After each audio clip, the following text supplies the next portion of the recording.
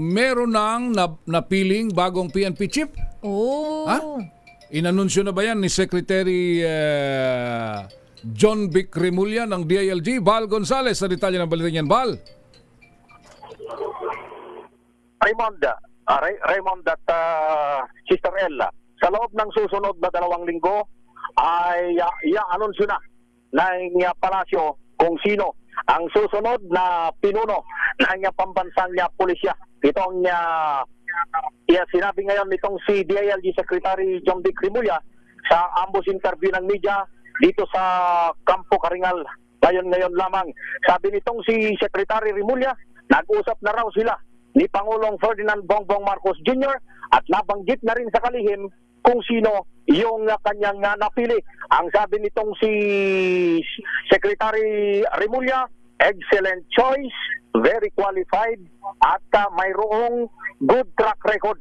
Yan yung mga description na binanggit nitong si Secretary Remulla sa ilang mga kagawad ng media dito sa Campo Karingal.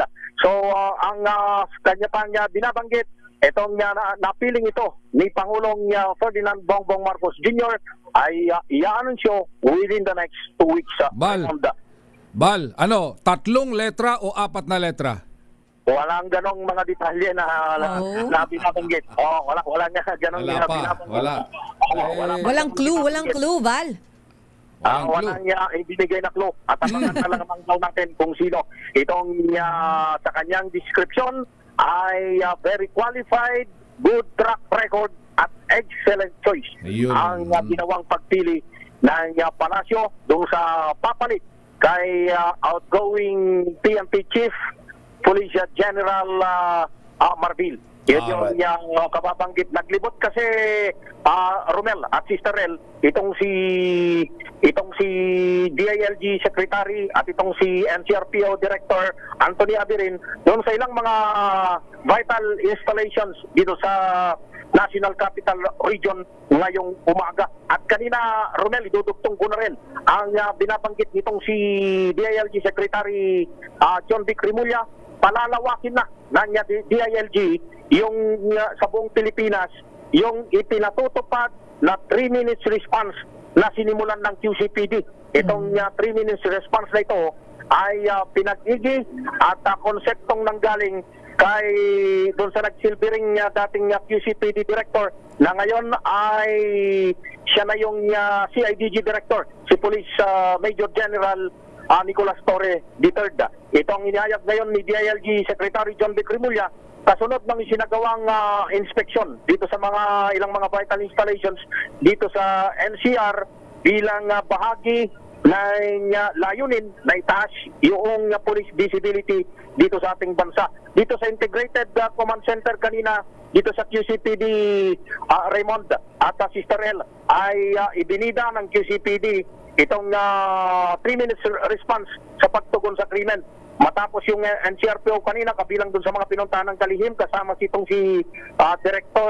NCRPO Director Major General Anthony Abirin, ang BGC Police Station, MRT Show Boulevard Station, SM Mega Mall Police Post, Anonas Police Station 9, at ang panghuli nga itong dito sa Campo Karingal. At pinalakpakan kanina ng kalihim maging nitong si NCRPO Director Abirin yung halos 2 minutong responde sa isang abandonadong sasakyan. Kaya hinalang abandonadong sasakyan sa isang convenience store dito sa bahagi ng EDSA, malapit lamang sa punong tanggapan ng DILG. At wala pang 3 minuto ay nakarating na rin yung responde kanina doon sa Katunying Restaurant na pinili mismo nitong si General Abirin na para matesting. Pinapuntahan doon sa iniradyo ng QCPD Command Center doon sa kanilang mga tao sa ground para tingnan kung kaya nga ngabutin yung 3 minuto, pero 2 minuto pa lamang ay nakarating na doon sa lugar yung pagresponde ng quick response team ng QCPD. Pakinggan natin, narito si DILG Secretary John Vic Remulla. Ang aim natin, buong Pilipinas dito, I am very happy with the way QCPD did it. Pero ang aim talaga natin, hindi lang Metro Manila, dapat buong Pilipinas. So it starts here. best practices, downstream, pababa. It starts here, yung crime database nila, meron sila. It has to download. Eh yun ang importante. Ang mahirap kasi sa naging practice ng PNP, dahil sa bilis ng promotion system nila at reassignment, walang continuity of program. Ngayon, magkakaroon tayo ng master program para ang PNP plans of action ay mas stable at may continuity. So yan, Raymond at Sister L, dalawang istorya, may napili ng bagong pinuno ng PNP, itong si Pangulong Ferdinand Bongbong Marcos Jr. na i-anunsyo sa susunod na 2 linggo, habang yung 3-minute response time naman ng QCPD ay i-adapt na sa buong Pilipinas. Mula rito sa Tampok Ringan, ako si Val Gonzales, DZRH, una sa Pilipinas, una sa Pilipino. Daming